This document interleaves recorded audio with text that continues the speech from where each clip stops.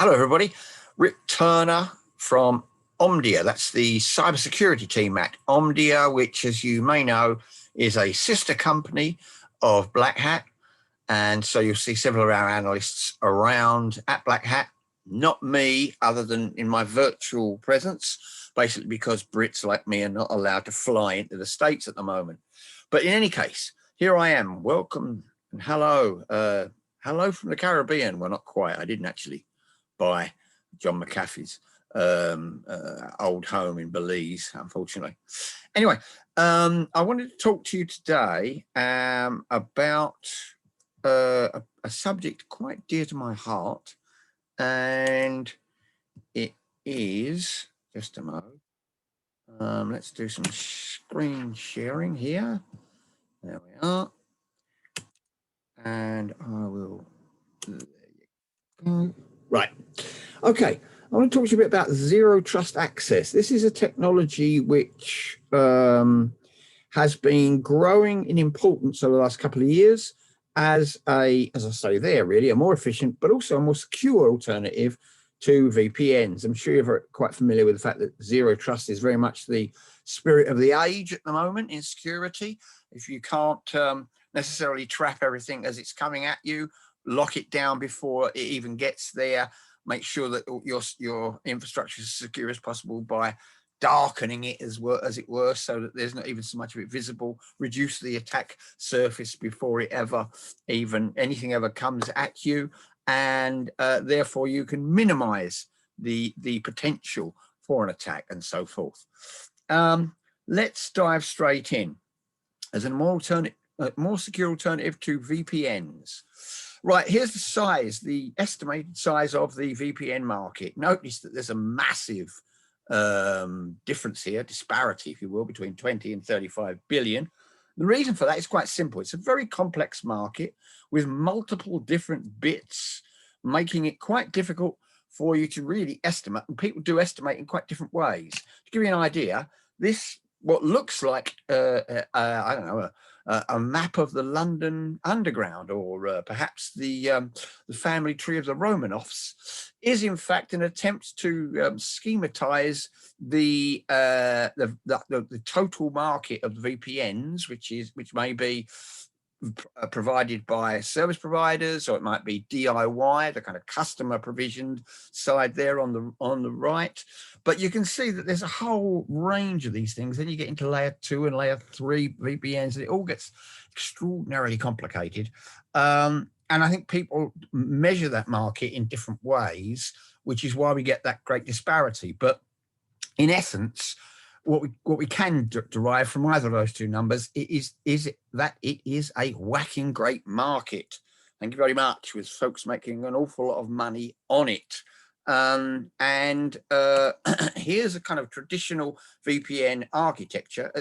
I've used the assumption here that it's going to be a DIY, so it's you, Mr. Customer, who's actually running the thing.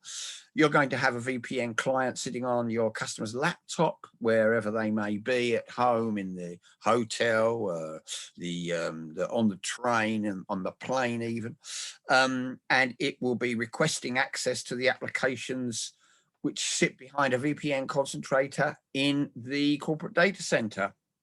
And if once that access request has been granted, effectively, the secure tunnels, encrypted tunnels, will be created between client and concentrator, and then on from concentrator to the applications, with the customer, then the user, being able to get hold of all those applications and do exactly what they need to do with them. That is the basic architecture, which has been around for a very long time. No surprises. Things started to change a little bit with the cloud. But you can still just about handle it if you've got one of your applications, or one or two perhaps, sitting out there on the cloud. It does mean, of course, that you've got to, then the traffic's got to go into the concentrator in your data center, then back out to the application in the cloud. And it's a little bit inefficient, but at least at the moment here in this diagram, it's more or less still working. Gets a lot worse once the applications start to move wholesale into the cloud. effectively, we then get this thing they call tromboning. You also hear folks talking about it as hairpinning. In other words, all of the traffic now is going through that concentrator in the data center and back out. So it's, number one, it's inefficient. The other big problem, of course, with VPNs, which is not peculiar to the tromboning scenario, even when they were all sitting in the data center, the other big problem with the VPN architecture, or with VPNs per se, is that they are what you might term overly permissive, in as much as once you've been granted access, you are granted access not to an individual application, but to effectively the entire app infrastructure, and indeed all of the infrastructure of that company that's whose VPNs you're using, presumably your own employer, but it might also be a third party who your company is working with, whatever. Whoever's given you a VPN for you to get into their infrastructure, once you're in, and then it's only up to your ingenuity to be able to ferret around it within their infrastructure and find other things that you might want to take a look at. And of course, if that goes for you, legitimate user, it also goes for anybody who's hacking, taking over your account, and is able to ride in on your VPN.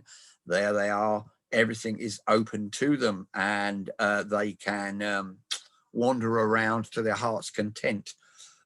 So clearly, the security issue, as well as the efficiency of VPNs in the modern cloud-based world, has been called into question, and that's why we start seeing zero trust access arising. Now, other analyst houses, notably my great rival, competitor, Gartner, call this zero trust network access. I think they're wrong on this particular issue, because I don't think it is any longer about accessing a particular network. You're not requesting access to a network. You actually don't care what networks you are traversing to get to those applications.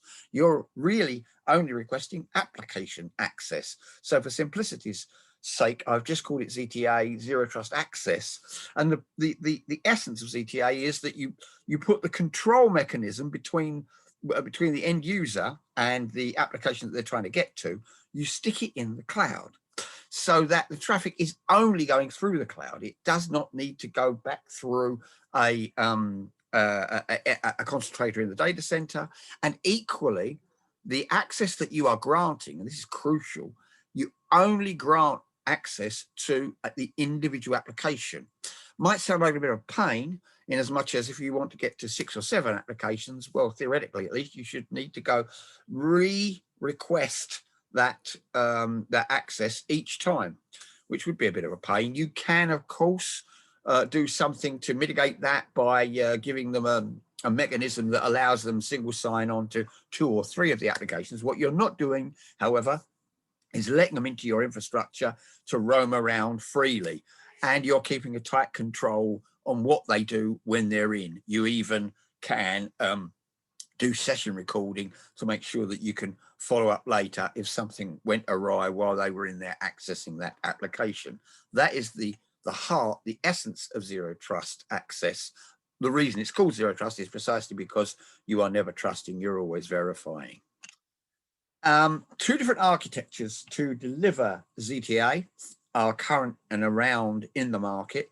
You'll find one bunch of vendors who follow this, the SDP architecture. This was actually defined by the Cloud Security Alliance, CSA, and you'll find on their websites the spec, the original spec for this. I think they're now at 2.0, if I'm not mistaken. But anyway, the essence here of the SDP architecture is that you split the control plane and the data plane. You have a controller that sits only on the control plane, while you put gateways on the data plane. The client, which is going to be sitting, the software client, or it may even be an agentless, if you really want it to be that way. But let's say, for simplicity's sake, you've got a piece of software on the laptop. It requests access to those particular applications that we see on the right there, makes that request to the controller. If it gets the go-ahead, the controller then instructs the gateways to say, okay, set up an encrypted tunnel both back to the client on the laptop and forward to the application, and then you, Mr. Gateway, go into pass-through mode. I, the controller, am only on the control plane. Neither of us are going to be adding any latency to that communication, because data will now be able to flow straight through the gateway to the application, then back to the client. That's one approach. The other approach is called the Identity-Aware Proxy architecture, IAP. And in this one, rather than splitting the control in the data plane, we've got the proxy, as its name suggests, sitting neatly in the middle between the client and the applications, and on both the control and data plane. Therefore, it is a bump in the wire, and therefore it also sets up the encrypted tunnels back and forth, but it's effectively a bump in the wire, and as such, there is the potential for it to add latency. And the way you overcome that is by you, Mr. IAP provider, you always operate the network over which this is running, because then obviously you can mitigate any latency you may be adding by doing clever things with, I don't know, path optimization, deduplication, and all those other things that you can do with the network to offset any latency you may be adding by sitting there as a bump in the wire. Therefore, the key difference, therefore, is that while SDP can be sold as software only, which you, Mr. Customer, will stick on the network of your choice, and it will be licensed to you, therefore, as software, with IAP, you are signing up to a service, and you will, therefore, be running your traffic over the network that the IAP service provider is going to be offering you. These are two flavors, therefore, of ZTA. I would just finish by saying that the IAP architecture has gained more momentum fundamentally because it is the flavor of ZTA, or again, to use the Gartnerism, ZTNA, which prevails within the SASE community. You've probably heard a bunch of people talking about SASE. Suffice it to say that one leg of the SASE bundle is ZTA, and it always is IAP, for the simple reason that all the SASE providers are operating their own network in order to carry your traffic. That's about it. I'm going to leave that one with you. Give me a shout if anybody's interested. You can find me via the Omdia website. There'll be Omdia folks around at Black Hat if you really want to contact me. Look forward to hearing from you, and many thanks.